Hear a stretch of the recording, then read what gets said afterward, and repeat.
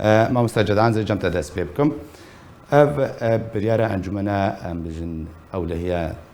نتويا تركيا وريبدي أنجام لنا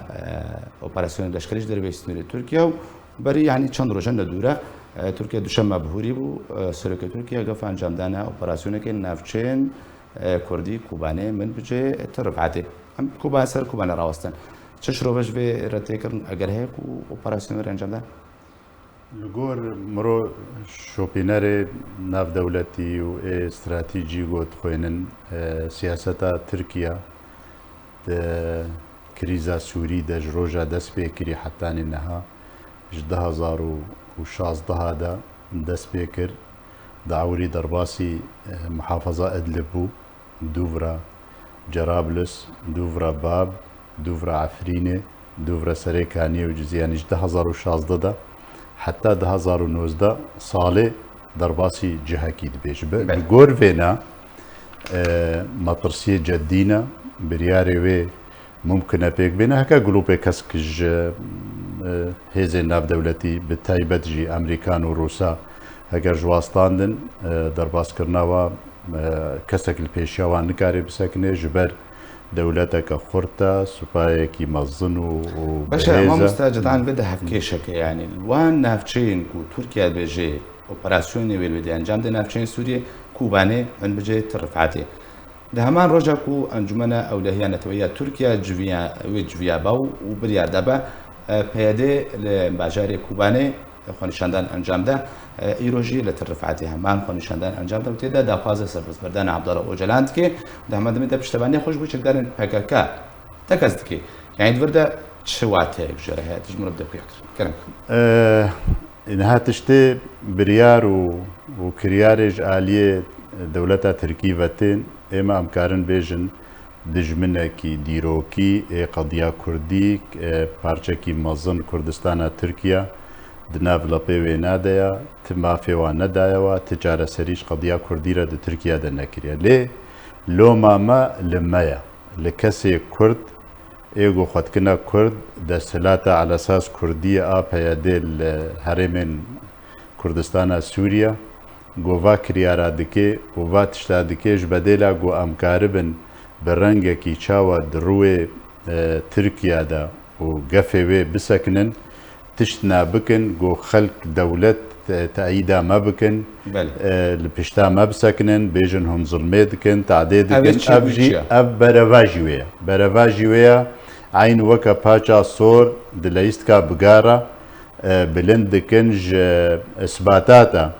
ج تركيا را ج أردوغان را ج مخابرات تركيا را إثبات دكن دخنا دستي وادا دجي دولتين دوستي كرد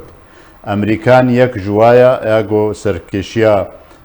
حلفك ما ظندك دجي داعش دهندروي سوريا دا ومنطقة نفوذ اغو بياديتي دا دستهلاتا بباراستنا هيزن أمريكية وبريارة أسيا أمريكية جبرقو على اساس شر داعش تكندوي دري ام هالفيدري جركا بيادي بتصرفات اخرى ايرو جانل سر عردي دكي كاغتا دست امريكانا دا خورت بكي انه اب نپاكا كينا و اب كردي سورينا و ريفابريكش خورا چه کرنا روشك تازه نول سوري پیدا بويا اوارتيا خب ريفا دبن او دكن لي برافاجي ويدكن كاغتا اثباتا و بلغات خنا دستي وانادا انه ام بشكل شباكاكي و باكاكي اغو فر ادارة دكي مخابن اب تصرفاتي هاني قلكي خراب وشاشن وازيد باشا ما مستجدان يعني كوري خواندني امريكا حتى وانها بيجن او هالويستا قايم بهزنا داكو بيجي تركيا تي اوبراسيونا لشكري انجام نادي افيك ياد ويجي شان دا انا كسي برياتا بمانم برز عبد الله دوبو انا كسا بروجيك بشكيشي فرنسا كديا كو هكاكي جوا نافشي بيك جاري دالخن ربابريا نافشي بدنا انا كسو بكاتين لدبري هنا يعني تاچرا ديكي آلية نافلوتي للسربي بشنيرا انا كسي وكار بكن جبر وكو انا كسي دو خيكرن باشرين چاره سري او انها تاخو شوى ساعات خوش كاكي زيوار قال لك زلال كرو واضح كر از صدي صد بقوت نيوي نارما ودست خوشي ليدكم آلية ناف دولتي حتى إنها نايخ ياكرن إنه أمريكانا جلوبا كسك بدي تركا درباس ببيج دبيجي هاجرت درباس باليشك داريبا روش الدفري تيك ديشي وممكن داعش سريخوا بلند بكي لفرو الدراهني بفي مهاني في بهانه هني انه ممكن جلوبا كسك ندن وام هيفي دكن جو ندن ام هيفي دكن جو تشر شي نبي وكانها كاكزي ورد بيجي خلكي مال كوباني بلشينا تفيجو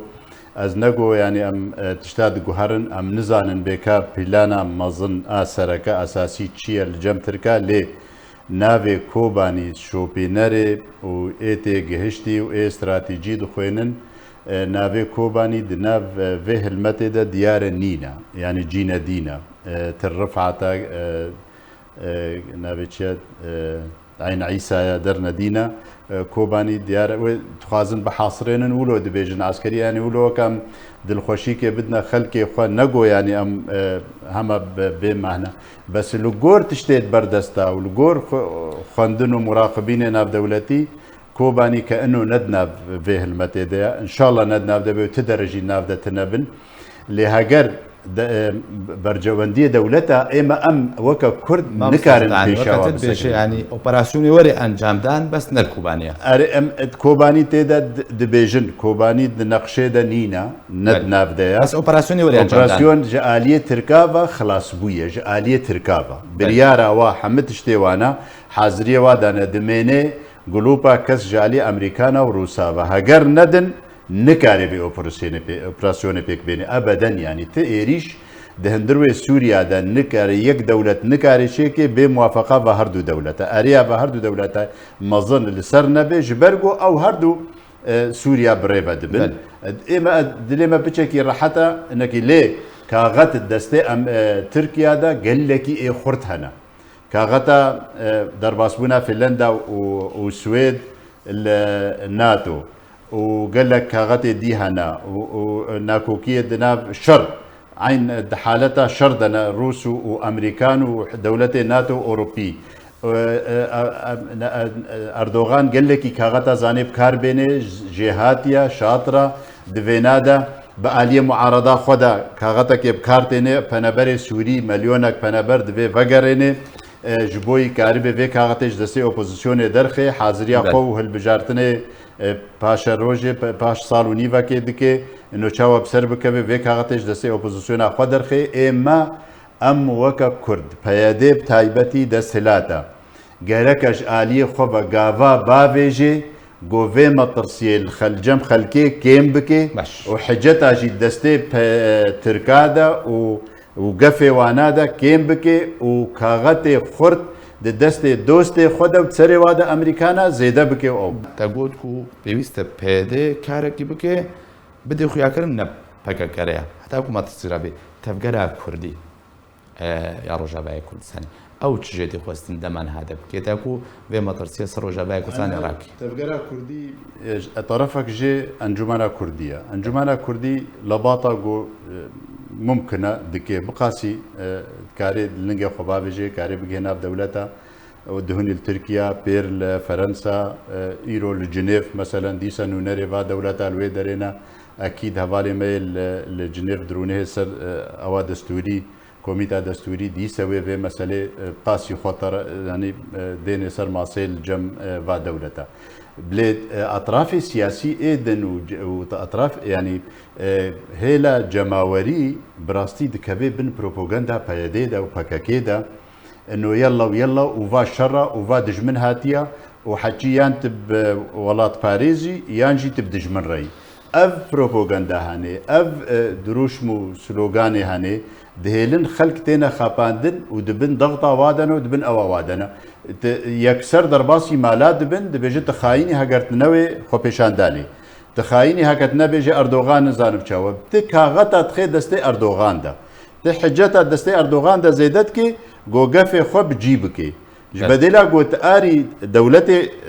تتباريزن ودولتي على أساس دوستي قضية كردي وملتي كردن ودوستي ريفا برينا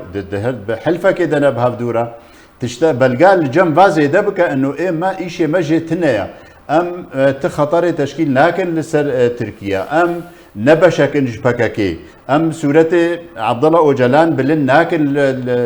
الخبيشاندانا وناف حريمي